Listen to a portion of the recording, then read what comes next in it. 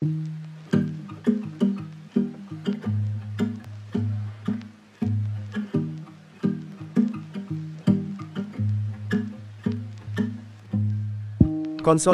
dengan akuisisi nilai tercatat adalah metode di mana satu entitas bisnis mengakuisisi entitas bisnis lain dan mencatat aset dan kewajiban entitas yang diakuisisi berdasarkan nilai tercatat book value mereka.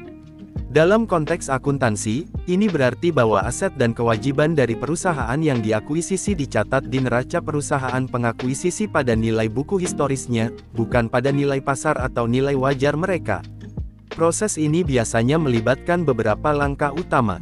1. Identifikasi entitas yang diakuisisi menentukan perusahaan mana yang akan diakuisisi dan menilai nilai buku aset dan kewajibannya. 2. Penentuan nilai buku aset dan kewajiban menghitung nilai buku dari semua aset dan kewajiban entitas yang diakuisisi pada tanggal akuisisi. 3. Pencatatan dalam buku perusahaan pengakuisisi mencatat aset dan kewajiban yang diakuisisi dalam pembukuan perusahaan pengakuisisi sesuai dengan nilai buku mereka. 4.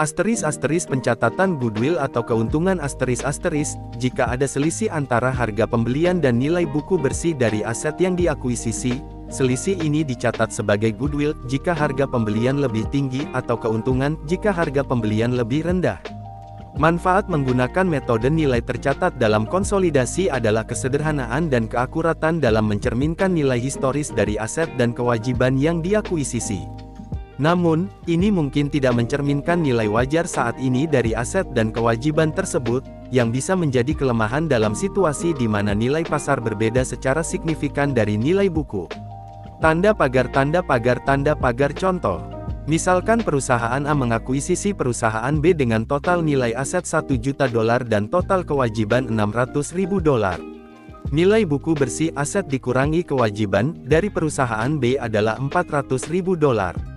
Jika perusahaan A membayar $500.000 untuk perusahaan B, maka selisih $100.000, harga pembelian $500.000 dikurangi nilai buku bersih $400.000 akan dicatat sebagai goodwill. Jika nilai buku digunakan, aset dan kewajiban perusahaan B akan dicatat dalam pembukuan perusahaan A dengan nilai buku aslinya, bukan dengan nilai wajar pasar.